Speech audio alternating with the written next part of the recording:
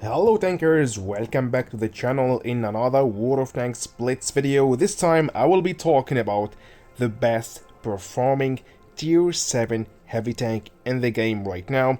So we have already a few days at the update 11.1. So since this update 11.1 being launched in the game, it's online, and yes, this is the best tank right now performing in the game since that update. Okay, I'm not telling you my point of view or my opinion, I'm talking about stats, okay, and stats don't lie. So let's go first. I'm gonna show you the stats of this tank and other tier 7 tanks or heavy tanks in the game. Our focus in this video will be only on tier 7 heavy tanks, and let's see which are the best performing tank and what this vehicle here is doing right there, which ranking got this vehicle. After that I will show you also some nice battle replays I prepared for you to showcase you again what can we do with this beast on the battlefield. We are talking here about the best performing tier 7 heavy tanks in the game, so the highest relative win rate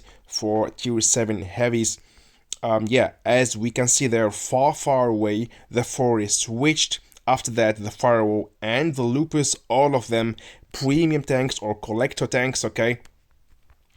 But the most important thing is the relative win rate by players' skill level, okay? And which is very interesting for us are the relative win rate for players who got 55 to 65% win rate and 45 to 55. So the very good player which has a lot of battles, and the average players, okay, with also general average battles. We're not going to talk about the 65% players because most of them are players which with the new accounts or just very skilled players, and it's not the case for the most of us. So we're gonna focus on those. Here we go. This win rate 55 to 65, and it's also the same, the top 20 tanks here. But we can see that the 4 is switched, which still far away the best performing tank. Again, after that, Firewall and Lupus, Annihilator, Smasher, we all know them, but which is the best performing tier 7 tanks for skilled players with a good win rate is the Forest Switch, and now for average players, still the Forest Switch, Firewall and Lupus. Why? It's no coincidence. Those tanks got a pretty strong armor, a very sick frontal armor.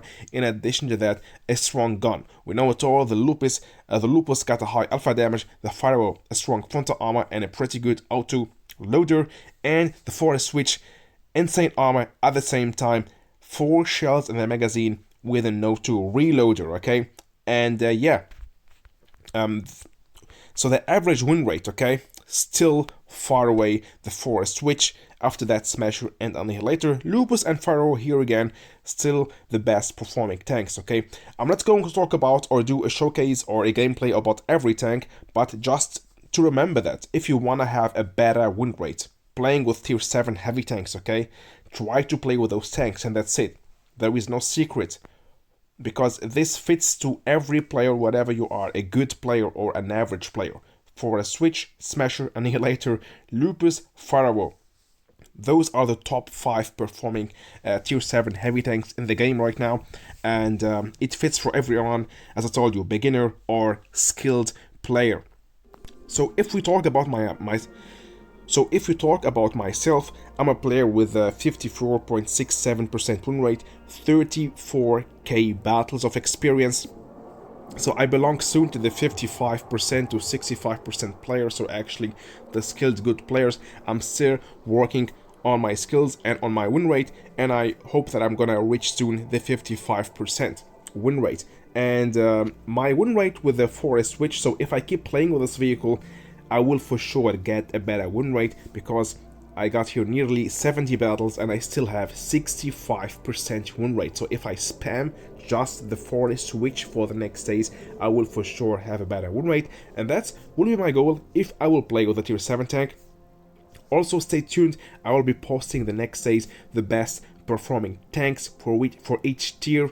I'm starting right now with tier 7 because I don't play below tier 7 most of the time, so I will be showcasing you the best performing tank for each tier, starting with tier 7. Now we're talking about the best tier 7 heavy tank. Soon I will be posting the best tier 7 tank destroyer, the best tier 7 light tank, the best tier 8 heavy tank, etc, etc. Stay tuned for that. And now let's just jump and see what can we do with the force switch on the battlefield. Let's go. And for that I got for you two good situations showcasing us this vehicle. So I picked up this battle because that was really a very tough battle, and I was very decisive in this battle because, as we can see there, the enemy team is actually right now leading 3-1. So we went until 6-4. Now we are 4 versus 5, and we're going to actually turn this battle from losing it to winning it. And yeah, as we saw, guys, I used my first shell, which is the reserve shell, and we have a very long reload time for it, 18 seconds. And some people say never use the reserve shell in the middle of the battles, but I'm the one who says no, we can use it in the middle of the battle if you are playing with this tank, because we are very slow, and if you just use it, the reserve shell, and the combination that you're thinking about anyway to relocate, like I'm doing right now. So I just fire my first shell and then relocate, try to find a better position. In that time I can just reload again my first shell and the other shells even. Again, I'm shooting here my reserve shell because the Tankenstein is pushing on me. I wanted to push him back to scare him or to do some damage, and it worked pretty good because now the 45 TP reach up is going to finish the Tankenstein, who was actually rushing on me, and I just distracted him. And yeah, so the plan works. We got now 4 versus 4, still a very a critical situation here, a very decisive situation. Who is going to win this battle? And I'm trying here just to reload all of my shells and find the best victim or the farthest enemy tank with the lowest HP to finish him, because I want to create a situation again that we are outnumbering the enemy team, but also the enemy team destroyed another tank from our team, and yeah, still a very tough battle, 3 versus 3, and we got the M7 right there.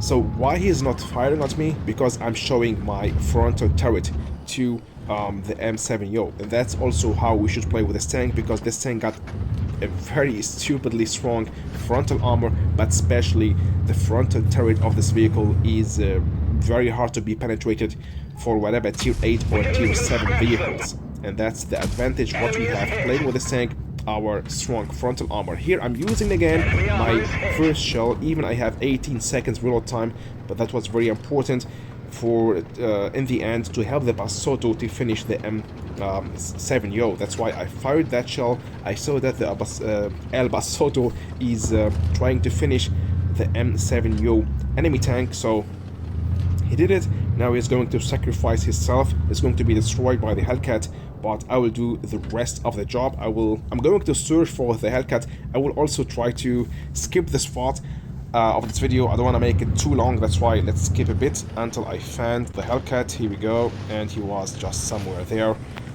I will find him now, and the turret traverse speed is very slow, but that was enough here in this case to finish the last man standing of the enemy team, going here for 2k of damage. So really not that big damage, but very effective, very decisive, and thanks to our auto reloader we can finish a lot of tanks, especially low HP vehicles. We can finish a lot of enemy tanks and send one tank after the other to the lobby thanks to our auto reloader. I don't know if I was here the best player of my team. Nope, that was El Basotto, the best player, but I was at least the second best player of my team in point of damage and the best player of my team in point of destroying enemy vehicles. And the second battle I got for you here for this video is and for Despair, I think, and this time against tier 8 vehicles, just to show you how this tank is performing against higher tier tanks. And yeah, we got here in the enemy team the AT-15, the IS-5 and the VK, so all of them well armored, with well enhanced armors, and I'm gonna show you my experience, how I'm going to win this battle, and if I am going to penetrate all those good armored higher tier tanks enemies. So let's watch to the end. Again, I used my reserve shell because it was necessary to fire one more shot on the E10 and just try to finish him as fast as possible.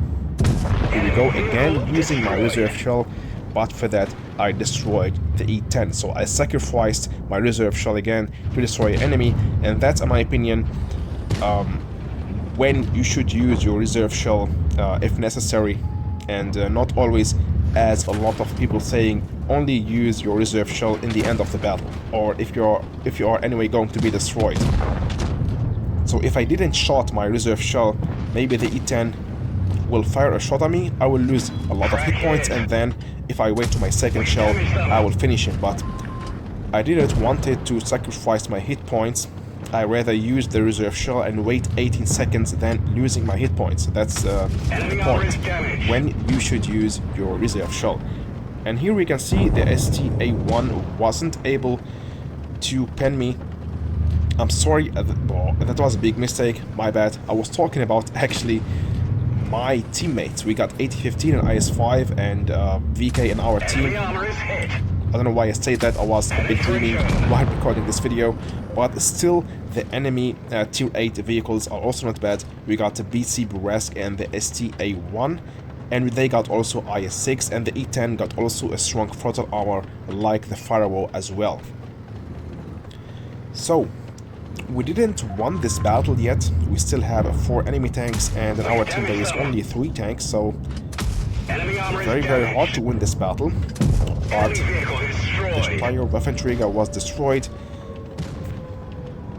That BZ-44 is really very annoying to penetrate him. That's why I just gave up and turned around, and I'm trying here to finish first maybe the STA-1 and the BC Burrasque. Here we go.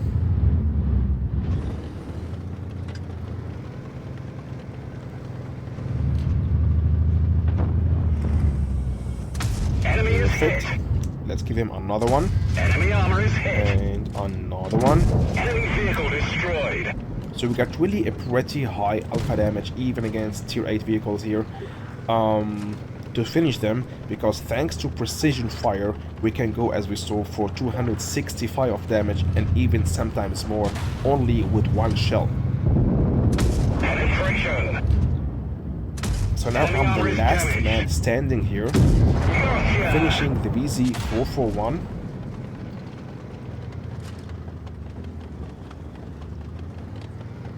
And going for 4k of damage and 2k of damage blocked. Well, I will skip for you this part of this video.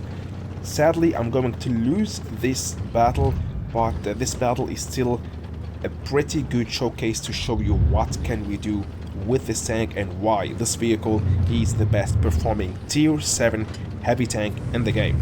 So in the end, sadly, I just was destroyed. I lost the battle against the Burrasque. Only 163 damage was missing to win this battle, but for that, a very good performance, going for, let's see how much, 4.5k of damage. Async a mastery badge with this vehicle. That's really crazy. Even if we lost this battle, we went for nearly also 2k damage blocked and 4 enemy tanks destroyed. Well, I think numbers don't lie. I think that was the perfect showcase here to show you how deadly is this vehicle in the right hands, and that was in the last battle here. Really very unlucky that we lost it, but still managed to get an Async mastery badge. Well, yeah guys, with that, I'm out. I hope you enjoyed watching this video. If yes, you know what to do. Smash the like button, subscribe to the channel if you are new watching my content, and stay tuned for more content like this coming soon about the best performing tanks in the game. Bye bye fellas.